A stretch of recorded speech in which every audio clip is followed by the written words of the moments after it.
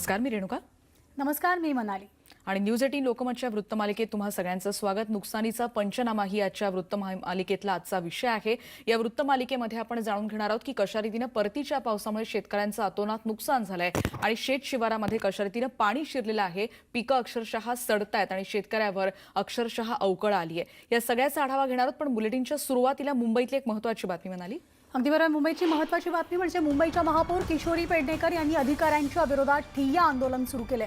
प्रभाग समितीची निवडणूक आज होणार होती, मात्र प्रशासनाचे अधिकारी गैरहजर राहिल्यामुळे महापौर संतप्त झाल्या. तर महापौरांचं नगरसेवकांनी महापौर दालनात ठिय्या आंदोलन सुरू केलेलं असून सहाय्यक आयुक्त आणि इतर अधिकारी गैरहजर असल्यामुळे त्या संतप्त झाल्याचं कळतंय. आताच्या क्षणाची एक महत्त्वाची बातमी मुंबईतली, जिथे मुंबईच्या महापौर किशोरी पेडणेकर यांनीच अधिकाऱ्यांच्या विरोधात आता ठिय्या आंदोलन सुरू केलंय. प्रभाग समितीची खरं तर आज निवडणूक होणार होती, पण प्रशासनाचे अधिकारी तिथे गैरहजर राहिलेत आणि तिकडची दृश्य आता आपण बघतोय की जिथे महापौरांनीच आता आंदोलनाला सुरुवात केली आहे. अधिकारी गैरहजर राहिलेत आणि त्यामुळे महापौरच जेव्हा ठिय्या आंदोलन करतात तेव्हा नेमकं काय होतं हे सांगणारी आत्ताची ही दृश्य आहेत. प्रणाली कापसेंकडून अधिक माहिती घेऊयात. प्रणाली, इतर वेळची आंदोलनं वेगळी, आता तर महापौरच आंदोलन करतायत, नेमकं काय घडतंय? रेणुका, मुळात आज प्रभाग समितीच्या निवडणुका होत्या. प्रभाग ए, बी, सी, डी, जी साऊथ, जी नॉर्थ यांच्या आज निवडणुका आहे आणि त्यातली पहिली निवडणूक जी होती ती जी साऊथ आणि जी नॉर्थ या दोन प्रभागांची होती. सकाळी 10 वाजता या निवडणुका सुरू होणं अपेक्षित होतं, परंतु अजूनही पालिकेचे निवडणूक घेण्यासाठी पालिकेचे जेवढे अधिकारी कर्मचारी आवश्यक असतात ते सगळे इथे पोहोचलेले नाहीत आणि त्यामुळे निवडणूक प्रक्रियेला अजून सुरुवात झालेली नाही.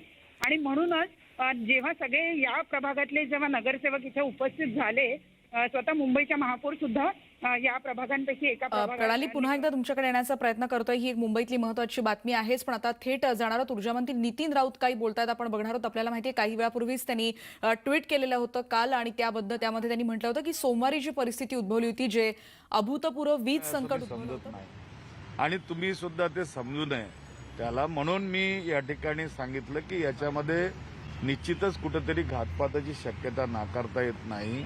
काही लोक खास करून ऊर्जा खात्याला बदनाम करण्याचा प्रयत्न या ठिकाणी करतायत आणि त्या दृष्टिकोनातून काही घडू शकतं ते पडताळून पाहणं राज्याचा ऊर्जा मंत्री या नात्यानं माझं काम आहे, ते मी करतोय.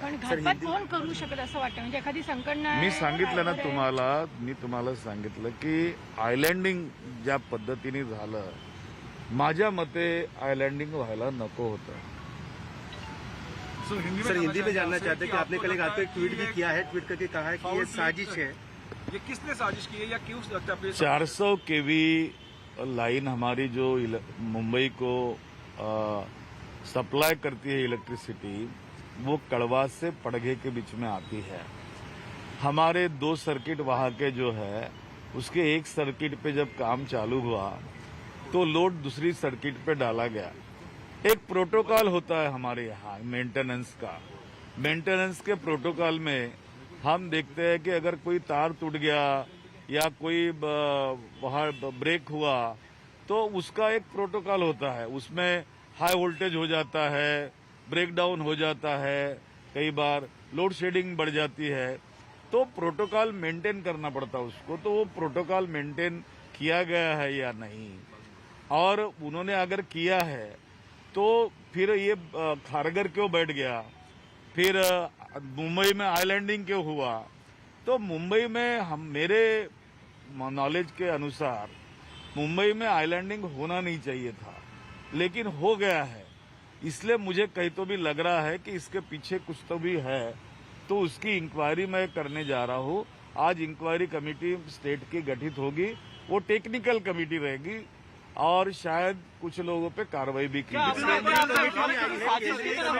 इस मामले में आपके साथ उनकी बैठक भी हुई है, केंद्रीय कमेटी भी आई है. केंद्रीय कमेटी जो आई है वो अपना काम कर रही है और उनके ग्रिड में क्या फेल्योरनेस था, क्योंकि नेशनल ग्रिड में से कोई सपोर्ट चाहिए क्या, या गवर्नमेंट ऑफ इंडिया इसमें हमको हेल्प करना चाहती है क्या, ये तमाम बातों का उसमें डिस्कशन हो रहा है.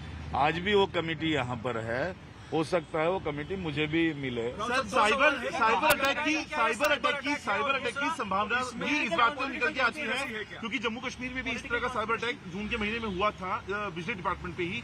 क्या उसकी भी एक संभावना है और ऐसे में क्या आप सिस्टम ऑडिट के लिए भी जा सकते हैं? संभावनाओं के ऊपर बात कर रहा हूँ। नहीं, सिस्टम ऑडिट तो हमारा हो रहा है, कंप्लीटली टेक्निकल ऑडिट होने वाला है, कमेटी उसके लिए बन रही है। और सबोटेज इसमें हुआ है या नहीं हुआ है वो भी उसमें एक एंगल है हमारा, और उस दिशा में हम काम कर रहे हैं। क्योंकि मैं बार बार कह रहा हूँ आपको कि मुंबई में आइलैंडिंग क्यों हुआ, वो मेरे हिसाब से होना नहीं चाहिए था। ये मैं धन्यवाद देता हूँ कि मेरे विभाग को कि उन्होंने जो काम 8 घंटे में होने वाला था वो 3.5 घंटे में किया और मुंबई को पूर्ववत कर रखा है। देखो, पॉलिटिकली अगर बात देखी जाए तो कुछ लोग निश्चित रूप से मेरे डिपार्टमेंट को बदनाम करने में लगे हुए हैं।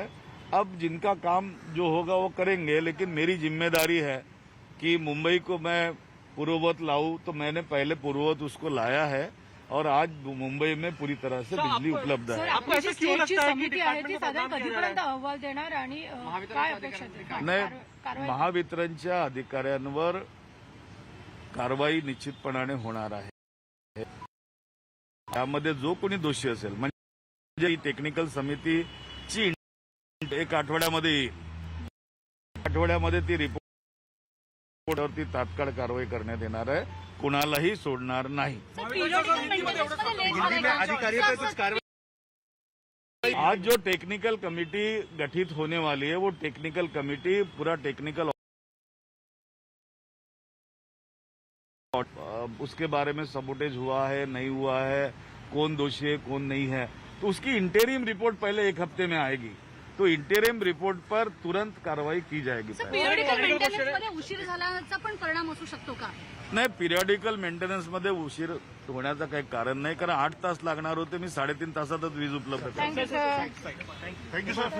पाहिलं, ऊर्जा मंत्री नितीन राऊत यांनी आता नुकतंच पत्रकारांशी संवाद साधलेला आहे आणि वीज संकटामागे घातपात असल्याची शक्यता असल्याचं वक्तव्य, खळबळजनक वक्तव्य ऊर्जा मंत्री नितीन राऊत यांनी केलेलं आहे। रेणुका, आपण पाहिलं असेल तर नुकतंच काल खरं तर रात्री त्यांनी ट्विट केलेलं होतं की हे जे मुंबईवर संकट आलं किंवा मुंबई काही तासांसाठी अंधारात गेलेली होती त्यावर घातपाताची शक्यता वर्तवलेली आहे। आणि चौकशीसाठी आता सरकारनं समिती नेमलेली आहे। माझ्या खात्याला म्हणजे ऊर्जा खात्याला बदनाम करण्याचा हा प्रयत्न आहे असं देखील त्यांनी म्हटलंय। त्यांची सविस्तर प्रतिक्रिया आपण पुन्हा एकदा बघणारच आहोत, पण आत्ताची एक महत्त्वाची बातमी आणि ती म्हणजे मुंबई जे वीज संकट ओढवलं होतं त्याबद्दल ऊर्जा मंत्र्यांनी केलेलं वक्तव्य। यानंतर आपण बघणार आहोत हैदराबादमधली बातमी, कारण हैदराबादमध्ये एक नागरिक पावसात वाहून गेल्याचं कळतंय। शहराच्या जुन्या भागातली अत्यंत धक्कादायक दृश्य आता समोर येत आहेत। हैदराबादमध्ये काल रात्रीपासून मुसळधार पाऊस पडतोय आणि अख्खं शहर जलमय झालंय। तर या पावसाच्या हाहाकारमध्ये 15 जणांचा मृत्यू झालेला आहे आतापर्यंत आणि चारमिनारचा परिसर सुद्धा जलमय झालेला आहे। हैदराबादमधले रस्ते जे आहेत अगदी हायवे पासून ते गल्लोगल्ली सगळीकडे नदीचं स्वरूप प्राप्त झालेलं आहे। आपण ही दृश्य पाहतोय, एक माणूस वाहून जातानाचं धक्कादायक दृश्य न्यूज 18 लोकमतच्या हाती लागलेलं आहे आणि हैदराबादमधली दृश्य सध्या तिथं पावसाचा जोर जो आहे तो कायम आहे। हवामान खात्यानं सुद्धा 24 तास सतर्कतेचा इशारा दिलेला आहे।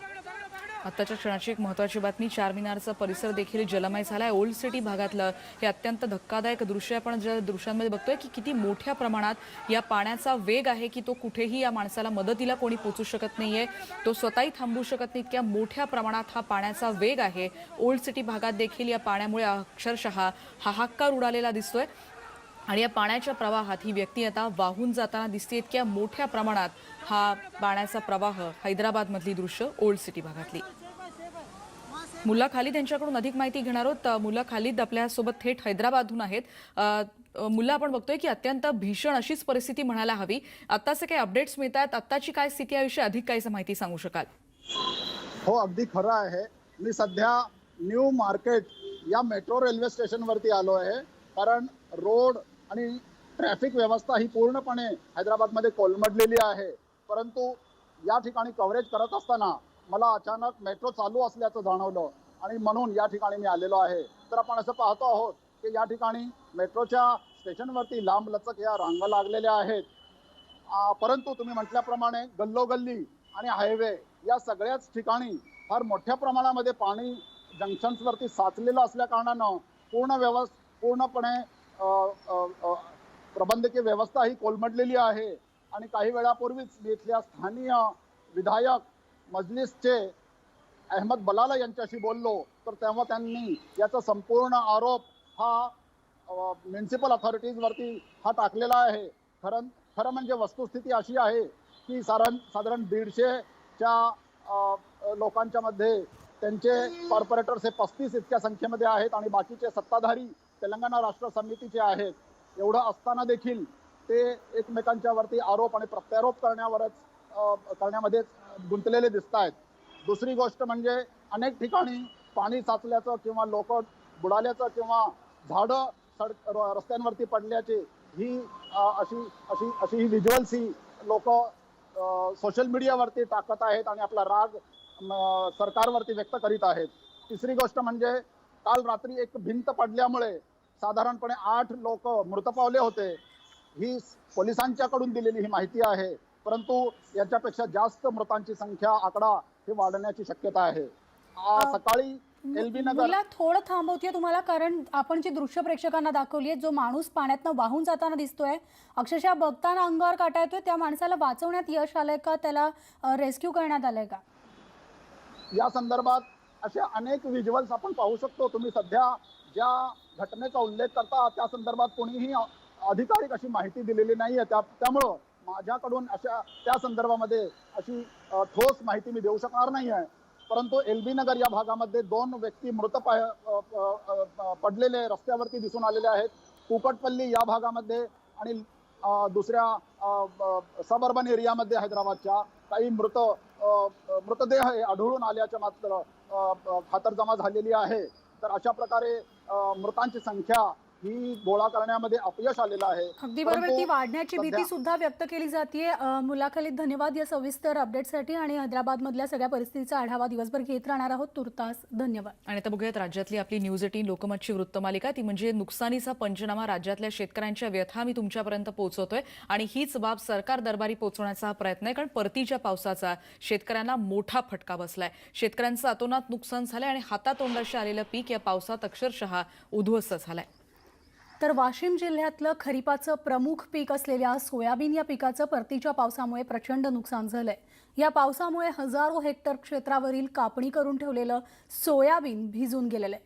तर शासनानं नुकसानीचे निकष बदलण्याची मागणी नुकसानग्रस्त शेतकऱ्यांकडून आता होती आणि लातूर जिल्ह्यात सुद्धा परतीच्या पावसामुळे शेकडो हेक्टरवरच्या शेतात असलेल्या पिकांचं अतोनात नुकसान झालंय. आपण 3 ठिकाणची दृश्य एकीकडे बघतोय, वाशिम, लातूर आणि सांगलीमधली, कारण ऐन काढणीच्या वेळी पावसाचा तडाखा बसलाय. त्यामुळे सोयाबीनसह ऊस आणि टोमॅटो पिकांचं देखील मोठं नुकसान झालंय. शेवटच्या टप्प्यात आणि काढणीच्या वेळी पावसानं केलेल्या लहरीपणाचा फटका या शेतकऱ्यांना मोठ्या प्रमाणात सहन करावा लागतोय. सांगली जिल्ह्यातही परतीच्या पावसानं तडाखा दिलाय. पिकं आणि भाजीपाल्यांचं इथे देखील प्रचंड नुकसान झालंय. हातातोंडाशी आलेलं पीक निसर्गानं हिरावून नेलंय, त्यामुळे शेतकऱ्यांमध्ये हताश झाल्याची भावना आहे. मेहनतीनं पिकलेलं पीक डोळ्यासमोर अक्षरशः वाया जात आहे.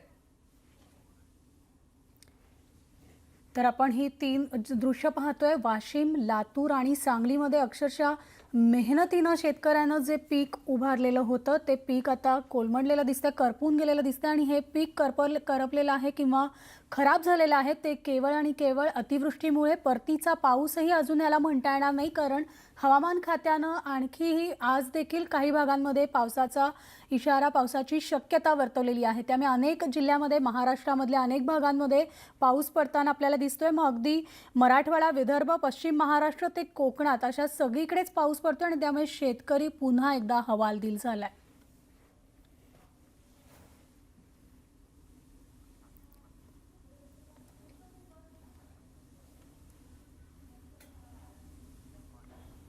आणि बघणार आहोत आपण सांगली जिल्ह्यात नेमकी काय परिस्थिती आहे, कारण परतीच्या पावसानं तिथे तडाखा दिला आणि यामुळे पिकं आणि भाजीपाल्यांचं प्रचंड नुकसान झालंय. हातातोंडाशी आलेलं पीक निसर्गानं हिरावलं आणि त्यामुळे शेतकरी नाराज आहेत. मेहनतीनं पिकलेलं हे पीक अक्षरशः डोळ्यांसमोर वाया जात आहे आणि हे पाहणं अत्यंत क्लेशदायक असल्याचं शेतकऱ्यांनी सांगितलंय. नाहीतर आत्महत्या केली, एकतर मार्ग नाही. लवकरात लवकर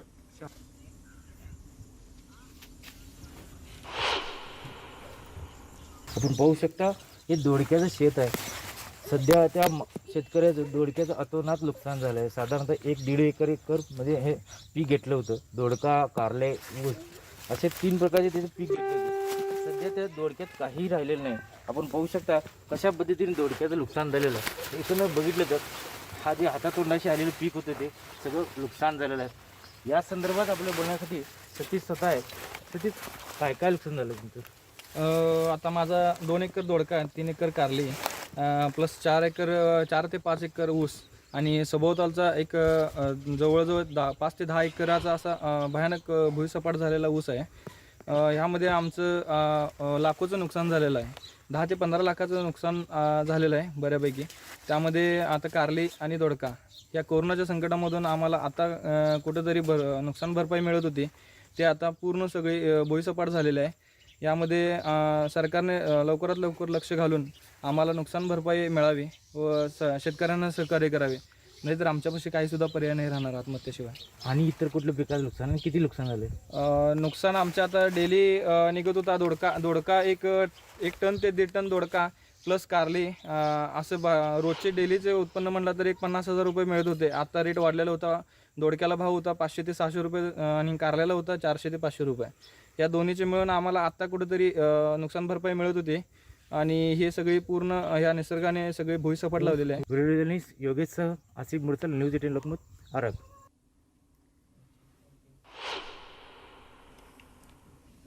तर रेणुका, आपण पाहिलं शेतकऱ्यांचं त्यांची व्यथा असेल किंवा त्यांचा आवाज जो असेल तो न्यूज 18 लोकमतच्या माध्यमातून नुकसानीचा पंचनामा या आमच्या मोहिमेद्वारे आम्ही महसूल प्रशासन किंवा कृषी खात्यापर्यंत पोहोचवण्याचा प्रयत्न करतोय, जेणेकरून त्यांना या नुकसानाची भरपाई मिळू शकेल.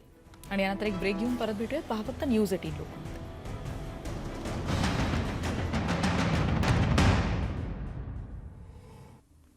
ब्रेकनंतर पुन्हा एकदा आपलं स्वागत आहे. तर परतीच्या पावसामुळे पिकांचं प्रचंड नुकसान झालंय, मात्र अनेक ठिकाणी प्रशासनाकडून अजूनही पंचनामे झालेले नाहीये. हातातोंडाशी आलेला घास हिरावला गेलाय, मात्र सरकारकडून मदत मिळत नाहीये आणि त्यामुळे शेतकरी मोठ्या संकटात सापडलाय. याविषयी आपण अधिक चर्चा करणार आहोत. आमचे प्रतिनिधी साहेबराव कोकणे आपल्यासोबत आहेत. थेट आपण साहेबरावकडे जाणार आहोत. साहेबराव, सध्या कोणत्या भागात तुम्ही आहात? तुमच्याबरोबर तिथे कदाचित शेतकरी सुद्धा असतील. आजच्या या नुकसानीचा पंचनामा या मोहिमेअंतर्गत आपण शेतकऱ्यांचा आवाज सरकारपर्यंत, प्रशासनापर्यंत पोहोचवण्याचा प्रयत्न करतोय. मी शेवगावमध्ये आहेत. या ठिकाणी शेवगाव, पाथर्डी, राहता, राहुरी, नगर तालुका आणि या प्रमाणामध्ये मोठ्या प्रमाणात मोठा पाऊस पडला आहे. त्यामुळं फळबागा असो किंवा हातातोंडाशी आलेली जी पिकं आहेत, नेहमीची पिकं, हेही वाया गेलेलं आहे. प्रचंड प्रमाणात नुकसान झालेलं आहे. पण तो त्यांचा प्रॉब्लेम असा आहे की यापूर्वीही पाऊस दिला होता तेव्हाही नुकसान भरपाई भेटलेली नाही आणि आजही जेव्हा 2 दिवसापासून पाऊस झाला आहे, यांच्या बांधावरती अजून कोणीही पंचनामे करायला आले नाही. आपल्याबरोबर काही शेतकरी आहे. सर, मला एक सांगा, तुमच्या काय नेमकी मागणी आहे, तुमच्या काय अडचणी आहेत? या ठिकाणी मालांचे, शेतकऱ्यांचे मोठ्या प्रमाणामध्ये पावसाने नुकसान झाली, तर अजून या ठिकाणी पंचनामे करता अजून कोणी आलेलं नाही आणि शेतकऱ्यांच्या अनेक मोठ्या प्रमाणामध्ये अडचणी आहेत.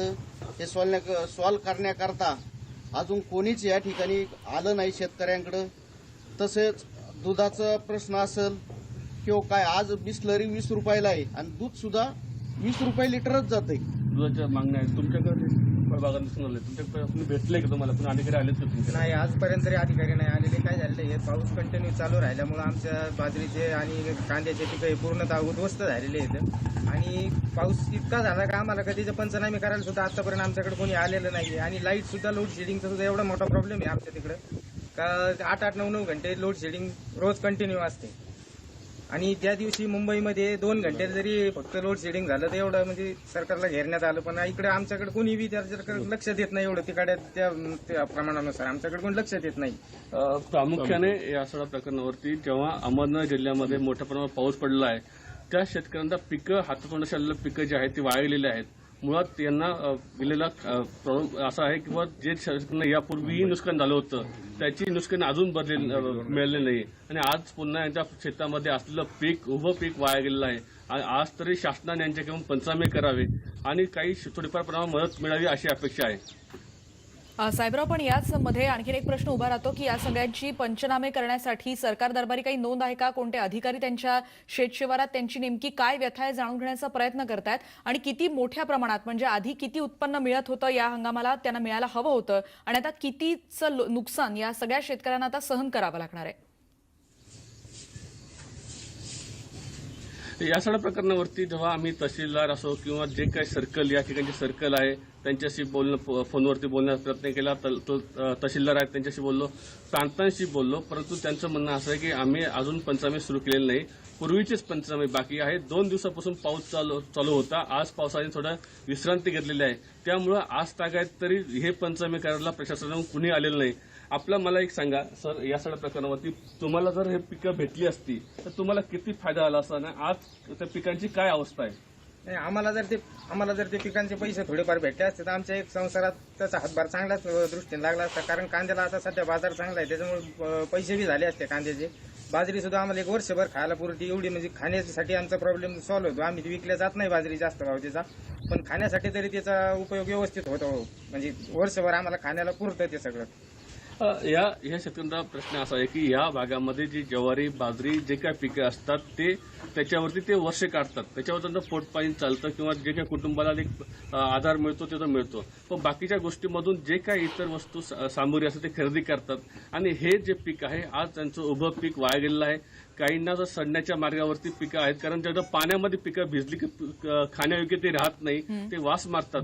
यांचा प्रश्न असा आहे की जर हे पीक गेलं किंवा वाया गेलेलं आहे यांना थोडीफार मदत मिळाली तर त्यांचा वर्षभराचा तो खाण्याचा प्रश्न आहे तो तर किमान मिटेल अशी बरोबर आहे साहेबराव, मूळ उदरनिर्वाहाचा प्रश्न त्यांचा सुटेल. खरं तर आपल्या उदरनिर्वाहासाठी हा शेतकरी 365 दिवस तिथे राबत असतो आणि आज त्याच्यावरच या उदरनिर्वाहाचा प्रश्न निर्माण झालेला आहे. साहेबराव, तिथल्या घडामोडी जाणून घेत राहणार आहोत, तिथल्या शेतकऱ्यांच्या व्यथा आपण ऐकणार आहोत. नांदेडला जाऊयात. रेणुका, नांदेडहून मुजीब शेख आपल्यासोबत आहेत. मुजीब, तिकडची काय सध्या परिस्थिती, आपण राज्यातल्या वेगवेगळ्या ठिकाणची परिस्थिती जाणून घेण्याचा प्रयत्न करतोय, तिथली काय परिस्थिती आहे, शेतकऱ्यांचं किती नुकसान झालंय, कोणकोणती पिकं त्यांच्या हातातून गेली आहेत? अनेक ठिकाणी तर परिस्थिती अशी आहे की काढून ठेवलेलं पीक पण पावसानं अक्षरशः वाया गेलंय. आत्ताची काय परिस्थिती नांदेडमधली? नांदेडमध्ये जर पाहिलं तर मागच्या 3 महिन्यापासून सातत्याने पाऊस आहे. ऑगस्ट, सप्टेंबर आणि आता ऑक्टोबर.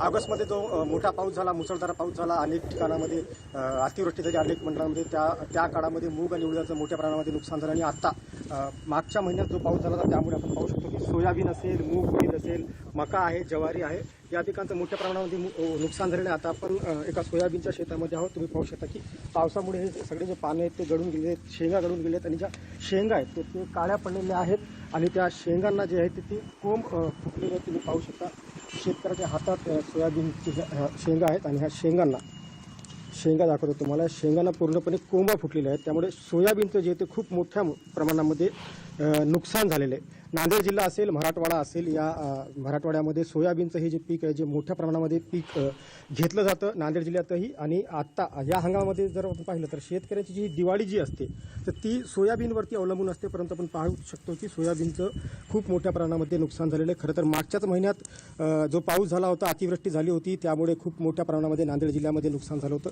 सरकारी जर आकडेवारी सांगायची असेल तर मागच्या महिन्यात पाऊस झाला तेव्हा शासनाच्या वतीनं पंचनामे करण्याचे आदेश देण्यात आले होते. त्यानुसार कृषी विभागाने पंचनामे केले आणि कृषी विभागाने जी आकडेवारी जाहीर केली त्यानुसार 3,61,127 हेक्टरवरचं नुकसान झालेलं आहे आणि 5,63,072 शेतकऱ्यांचं नुकसान झालेलं आहे. या शेतकऱ्यांना अजून तरी कुठलीच भरपाई शासनाकडून देण्यात आलेली नाही आणि आणखीन या 2-3 दिवसापासून पाऊस सुरू झालेला आहे, त्यामुळे काढणीला जे आलेलं पीक आहे त्याचं देखील मोठ्या प्रमाणामध्ये नुकसान झालं. आपल्यासोबत काही शेतकरी आहेत, आपण त्यांच्याकडनं मला सांगा की 3 दिवसापासून जो पाऊस सुरू आहे त्याच्यामध्ये आता सध्या काय नुकसान झालेलं आहे?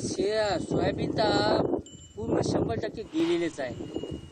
सुरुवातीला दुबारी पेरणीची वेळ आली शेतकऱ्यावर आणि डबल आता पेरण्याच्या बाद जून महिन्यामध्ये पाऊस झाला नाही त्यामुळे दुबारा पेरणी आली. सोयाबीन काही बियाणे निघालेच नाही, त्याचे पंचनामे केले पण काही त्याचा मावजा भेटला नाही शेतकऱ्यांना. पूर्ण जिल्ह्याची नाही, महाराष्ट्राची आणि मराठवाड्याची अवस्था ही आहे. बरं, आपल्या या तालुक्यामध्ये कोणकोणत्या पिकांचं नुकसान? कापूस, सोयाबीन आणि ऊस हे पूर्ण आडवा पडलेला आहे. ऊसाचं हेक्टरी आमच्या इथे हेक्टरी 100 ते 150 टन होते पण यावर्षी आडवा पडल्यामुळे त्याचे वजन घटलं. मला सांगा, शेतकरी शेती काढली 100% दिवाळी साजरी करायची, दसरा साजरा करायचा म्हणलं तर फक्त सोयाबीनवरच करू शकतो, दुसऱ्या याच्यावर करू शकत नाही. आणखी काही शेतकरी आपल्यासोबत पण त्यांच्या व्यथा जाणून मला सांगा की समजा एका एकर किती आपल्याला खर्च येतो आणि त्याच्यामध्ये उत्पन्न किती अपेक्षित असतं? 10,000 सर्व काही करलाय काढणी